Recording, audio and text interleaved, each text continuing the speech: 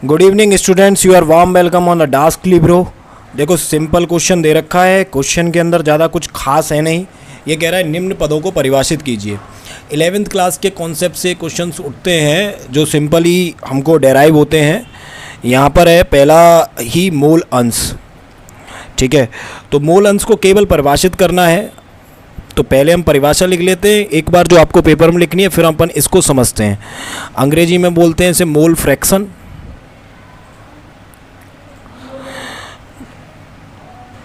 तो क्या परिभाषा होगी इसकी? मोल अंश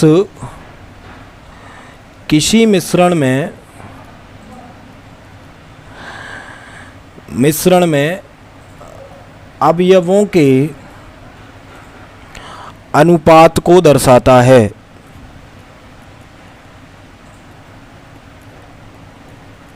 अर्थात अवयव का मूल अंश बराबर होगा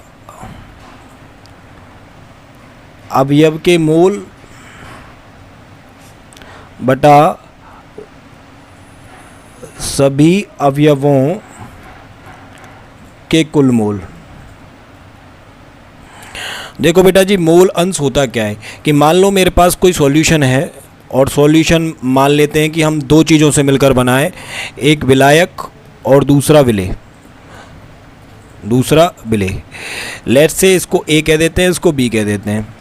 तो मूल अंश क्या है कि हमारा जो विलेय है और जो हमारा विलायक है, इन दोनों के मूलों का अनुपात इस विलयन में कितना है। इसलिए जो मूल अंश है वो निकाला कैसे जाता है कि मान लो कि हमारे पास जो विलेय है उसके मूल हैं Na और जो विलायक है उसके मूल हैं Nb।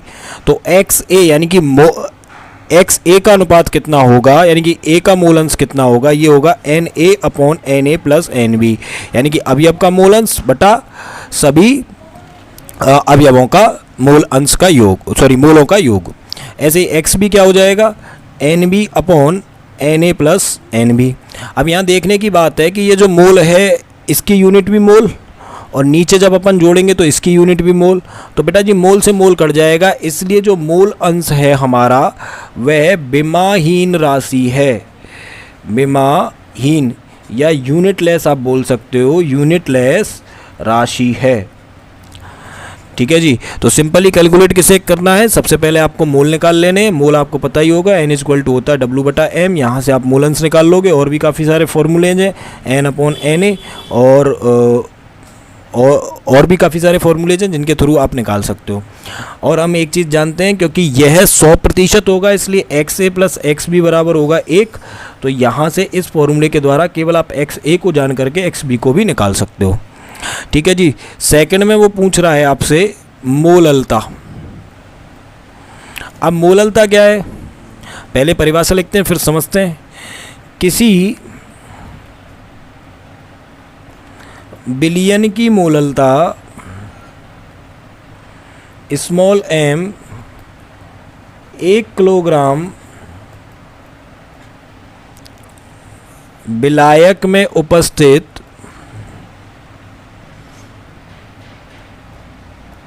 विलेय के मूलों की संख्या होती है। कहना क्या चाह रहा है, मोललता m बराबर होता है विलेय के मूल बटा विलायक का द्रव्यमान। और विलायक का द्रव्यमान किस में, किलोग्राम में। और अगर आप विलायक के द्रव्यमान को कन्वर्ट कर रहे हो किस में, ग्राम में, तो विलायक का द्रव्यमान जैसे ही ग्राम में आएगा तो आपको ऊपर की तरफ 1000 का गुणा कर देना है। तो हमें क्या करना है, केवल और केवल मोललता के लिए विलेय के मूल निकालने हैं, और इसका जो यूनिट हो जाएगा वो हो जाएगा मूल प्रति किलोग्राम। ठीक है जी। तीसरा है हमारे पास मोलरता। अब मोलरता किसे कहते हैं, 1 लीटर यानी कि 1 क्यूबिक डेसीमीटर बिलियन में घुले हुए विलय के मूलों की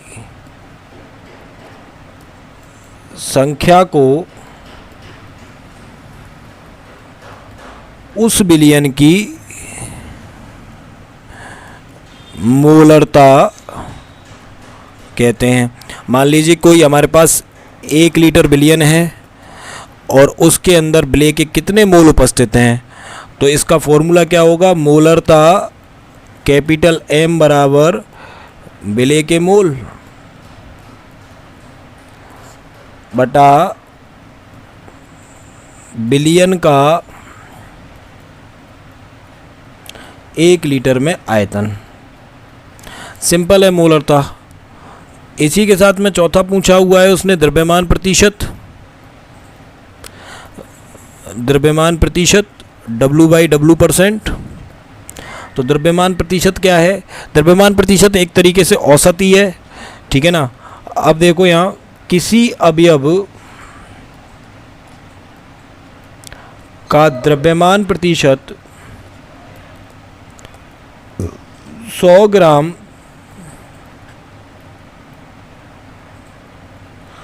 विलायक में उपस्थित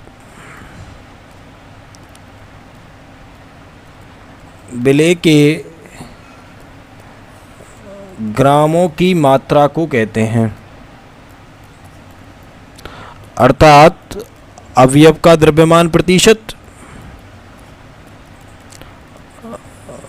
बराबर बिलियन में उपस्थित अवयव का द्रव्यमान बटा बिलियन का कुल द्रव्यमान गुणा 100। तो ये 4 परिभाषाएं इजी परिभाषाएं हैं। कैलकुलेशन पार्ट थोड़ा टफ पड़ता है कुछ बच्चों को जिनको यूनिट्स वगैरह समझ में नहीं आती, बाकी इजी है। सब्सक्राइब कीजिए, मिलते हैं आपसे नेक्स्ट क्वेश्चन में।